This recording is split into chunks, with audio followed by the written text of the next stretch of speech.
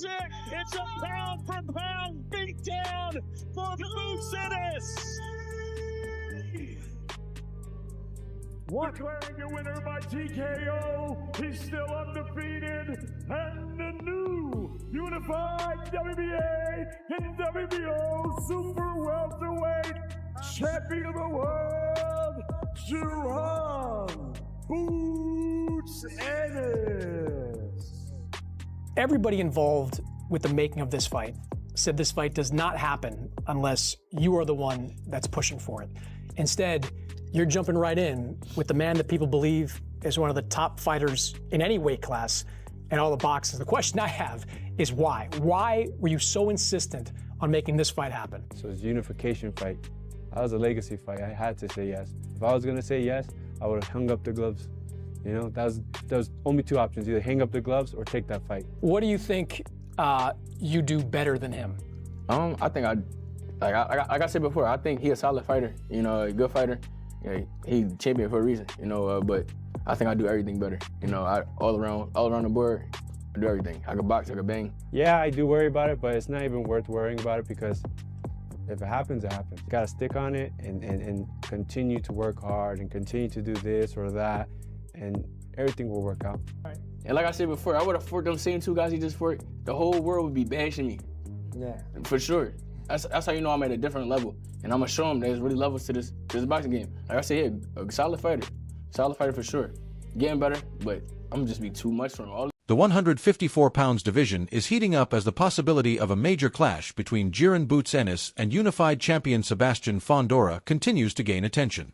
Boxing trainer and analyst Greg Hackett shared his view on the matchup, suggesting that Fundora may still need to mentally prepare himself for the level of danger and would bring. In Hackett's opinion, stepping into the ring with a fighter of Boots' ability could require the towering champion to become fully comfortable with the challenge before accepting it. It's going to happen at 154. I think it's going to happen at 60. Why? I don't think Fundora wants that trouble at 54. You know what I'm saying? I don't think he's so sure of himself. I think it's going to take him a couple years mentally to be really sure of himself. He talk a good game. He do. When he do his interviews, he talk a hell of a game. 30 seconds. He talk a hell of a game, but I don't think this is just me off of my observation. I don't think he's pleased with himself just yet to say he's gonna fight Boots after after this fight. Chris Algieri sees Fundora as one of the hardest fighters in the division to solve right now. He pointed to Fundora's massive physical presence while also recognizing how much the champion has improved since his fight with Brian Mendoza. Algieri noted that Fundora now shows greater discipline, makes smarter use of his jab, and avoids unnecessary exchanges. Those improvements have transformed him into a much more complete opponent and could make him one of the toughest tests available at 154 pounds. Puzzle. He's so long, and he's getting better. He's improving. He's improving. He's learning how to use his size. He's using his jab. He's being more disciplined. He's not taking risks like he used to. Talk about a guy who used to allow people to hit him and then has figured out that you shouldn't do that at the highest level in that Brian Mendoza fight. But since then, he's been very, very good. So, yeah, I can understand why people would see him as the final guy because, again, with those physical advantages and the way that he's getting better, very, very. Tim Bradley Jr. also described Fundora as an extremely difficult opponent at this stage of his career. Bradley suggested that some contenders could be hesitant to challenge him while the champion is performing at such a high level. Instead, fighters may prefer to wait and see whether Fundora eventually shows signs of slowing down. That hesitation alone demonstrates how much respect the towering champion has earned inside the division. Because that man is from around my way. He's from around my way. He from the valley. I got none but respect for Fundora. They see the danger in fighting him right now. Hackett views Ennis versus Fundora as a compelling matchup because their physical approaches are so different. Fundora's extraordinary height and reach allow him to operate from long distance, giving him an obvious advantage on the outside. And meanwhile, would need to close that gap and turn the fight into a much more compact battle. Hackett believes that once Boots gets within striking range, the equation could change quickly. His speed, accuracy, timing, and ability to throw combinations could put Fundora under tremendous pressure at close quarters. When a tiger go after a giraffe and they be working him out, and even though he's tall, he be trying, he be doing little shit, it's just hard to get the fuckers off. You know what I'm saying? It's gonna be like a tiger and a giraffe, one of them types. Once Boots get him, Chris Algieri also questioned whether Virgil Ortiz Jr.'s recent lack of activity could hurt him against a high-level opponent such as Josh Kelly. Algieri warned that spending too much time away from competition can become a major problem when the opponent is operating at an elite level. In his view, rankings and reputations can only tell part of the story. The clearest way to determine which fighter truly belongs above the others is to settle the question through direct competition. And Jaron, with the level of talent he has, he can beat anybody on any given night. So, yeah, it's a really interesting time. And then even like I got another titleist, Josh Kelly. Yeah. Very, very difficult style. And he knows what he is, he knows what he isn't. He will fight his fight. So he's a disciplined guy. He's got a lot of heart. He showed that in the Murtaza Aliyev win. So yeah, it's a lot of very good champions. Stephen Breadman Edwards expects Jaron Boots Ennis to encounter two very different types of challenges if he faces Sebastian Fundora, and Virgil Ortiz Jr. Edwards believes an Ennis-Fundora matchup could become intense very early, with Boots eventually using his pressure and accuracy to wear down the much taller champion and potentially earn a stoppage against Ortiz. However, Redman anticipates a longer and more tactical contest. Ortiz's patience, disciplined style, mid-range work, and inside fighting could force Ennis to solve a much different puzzle. Fight, because where do you find 6'6" southpaw sparring with an 80-inch reach? Where do you find that at? You know what I mean? Like, everybody hires Mike Fox, but there's only one of him. You know what I mean? Like, where do you find that? Everybody goes to Fox. It's hilarious. Yeah, where do you find that? Like, a tall southpaw is like 5'11", 6 feet, 6'1". Fundora is 6'6" in boxing shoes. Where do you find that at? With a jab, with an uppercut, with a hook. He's mean, he's battle-tested, great conditioning, and he's improving in front of our eyes. So that might be, you know what I mean? The fact is, Virgil was right-handed, about 5'9", 5'10". You could find 20 sparring partners. They may not be better than him, but they can give you what he gives you. It's hard to find something for Fundora. You have to get heavyweights or cruiserweights to spar you, literally, because junior middleweights and middleweights don't walk around at 6'6". And like I said, there's only one Mike Fox. So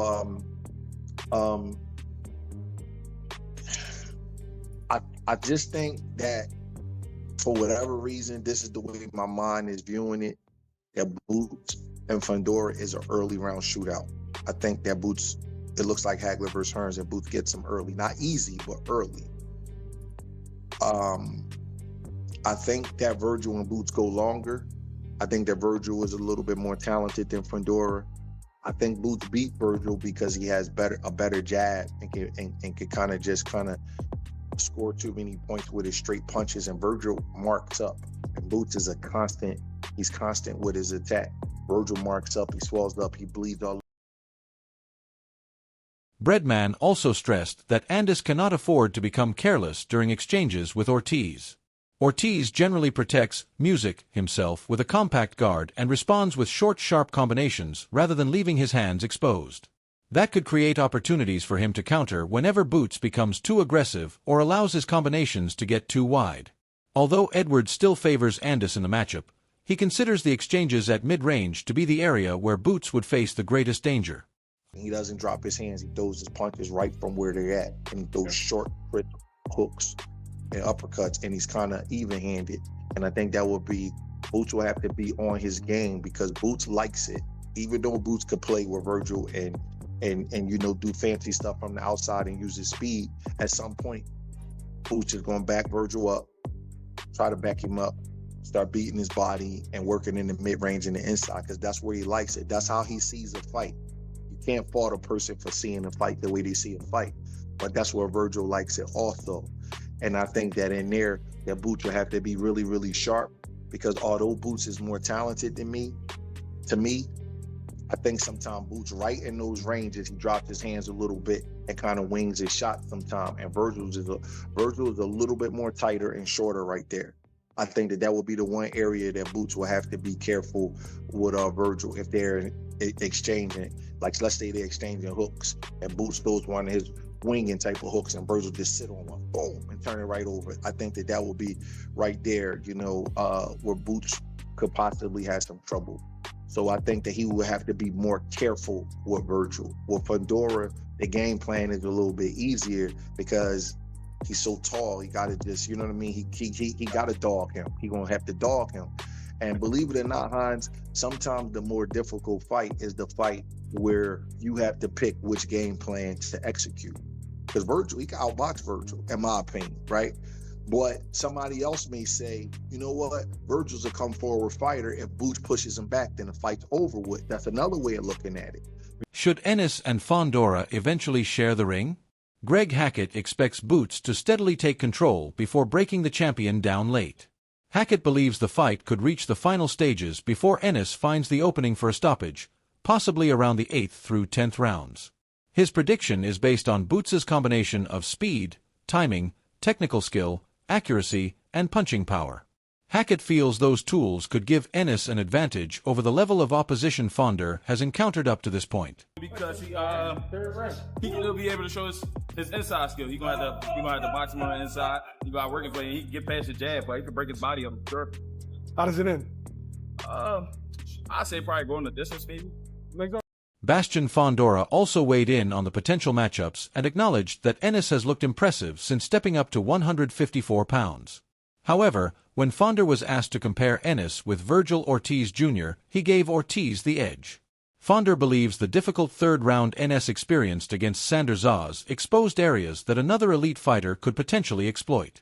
Despite that opinion, Fundora still expects either matchup to deliver plenty of action for boxing fans. Like you're the top of your division. After you, who do you feel is like the guy in your division?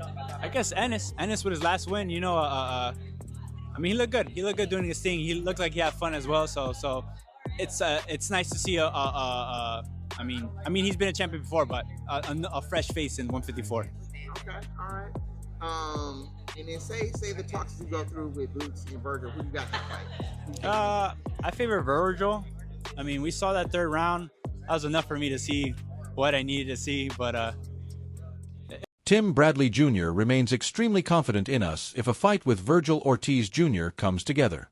Bradley believes Boots could dominate Ortiz in a similar fashion to his performance against Sander Zaz.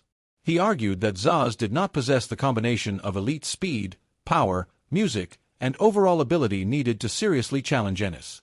Bradley also explained that Boots was willing to exchange early because he wanted to understand what his opponent could bring before making the necessary adjustments and taking control of the contest.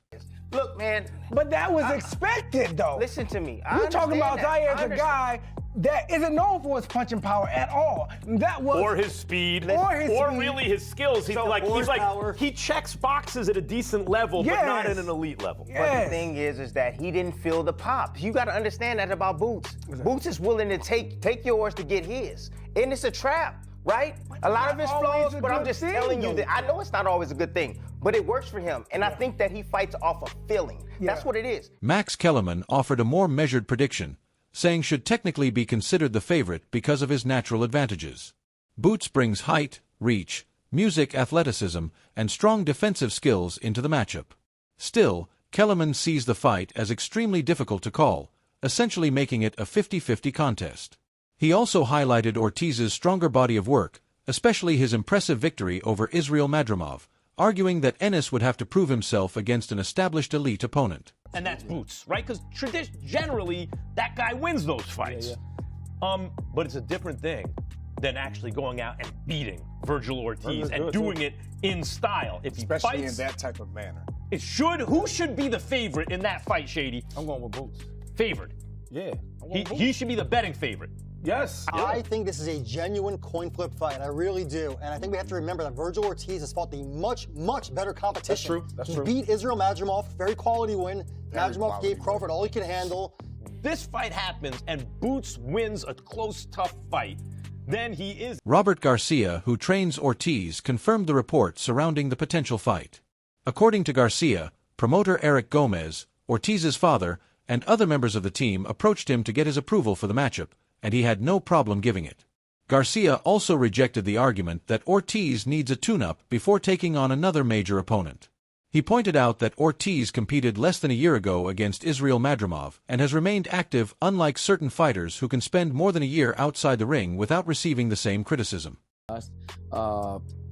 Every time you know, they talk about a fight, certain fight, whoever it is. Obviously, I'm the one that they call for the decision. I talk it over with Senior, my team, and everybody else. So that is very true. I'm gonna tell you guys, it is very true. The fight is very close.